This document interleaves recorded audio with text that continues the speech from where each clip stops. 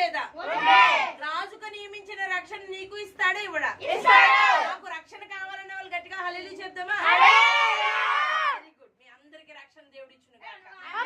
నిత్య రాజ్యానికి వారసులగుదురు గాక. నిత్య జీవములో స్వతంత్రులుగా పొందుకుందురు గాక. మీరు నిత్యము భూమి మీదను పరలోకమందును వారసులగుదురు గాక. పాపానికి లోకానికి సిలువ వేయబడుదురు గాక. నిత్య రాజ్యానికి అడుగులు స్థిరపరచబడును గాక. దేవుడు నిన్ను రక్షించుకును గాక. దేవుడు చెప్తున్నాడు ఈ రోజు మొదలుకుని రక్షణ కొరకు మేము ప్రార్థన చేస్తామని గట్టిగా హల్లెలూయా చెప్దామా?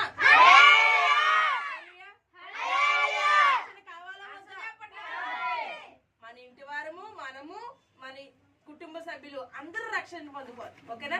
ఈ రోజు రక్షణ కొరకు చెప్పుకున్నాం. వచ్చే వారం అడుగుతాను ఏమని చెప్పామని. దేని కొరకు చెప్పుకున్నాం?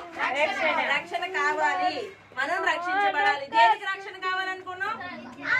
మనము మన ఆత్మ నశించిపోకూడదు, ఇంకా నిత్య జీవానికి వెళ్ళాలి. ఓకే? నిత్య జీవం ఉంటుంది. ముందు నశించిపోకూడదు.